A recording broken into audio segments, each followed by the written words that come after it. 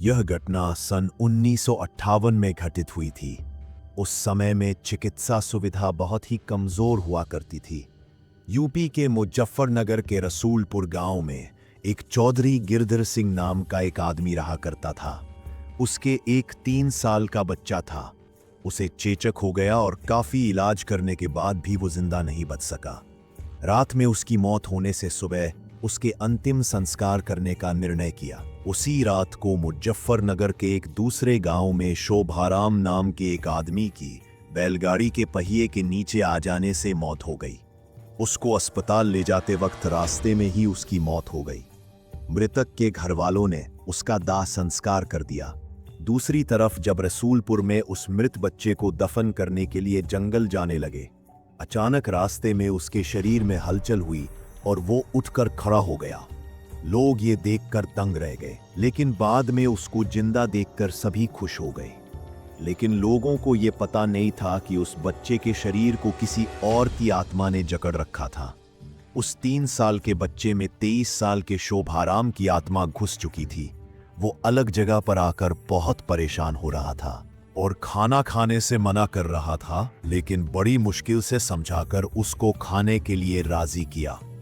एक दिन वो बच्चा अपनी माँ के साथ उसके ननिहाल जा रहा था कि अचानक रास्ते में वो जगह आई जहां शोभाराम की मौत हुई थी। उस बच्चे ने इशारा करके बताया कि ये रास्ता उसके गांव की ओर जाता है। उसकी माँ उसकी बातों को अनसुना कर उसके ननिहाल चली गई। उसके ननिहाल में आत्माराम के गांव का एक आदमी जगन्नाथ किसी काम से आया। आत्माराम की आत्मा ने उसको पहचान कर उसे आवाज लगाई।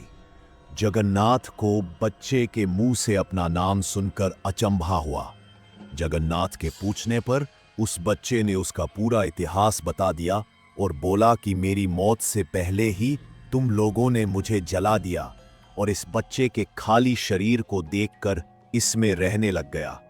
जब जगन्नाथ ने ये बात अपने गांव में बताई तो उसके पूरे परिवार के आत्माराम से मिलने चल दी। उस बच्चे ने सबको पहचान लिया और वो उनके साथ उसके गांव चल दिया और उसने वापस रसलपुर आने से मना कर दिया, लेकिन लोगों के समझाने पर मान गया।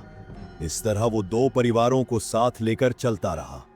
इस कहानी से हमें ये पता चलता कि यदि कम उम्र में किसी की मौत हो जाती है तो वो अपनी अधूरी इच्छाओं को पूरा करने के लिए किसी के शरीर को इसका जरिया बना सकती है।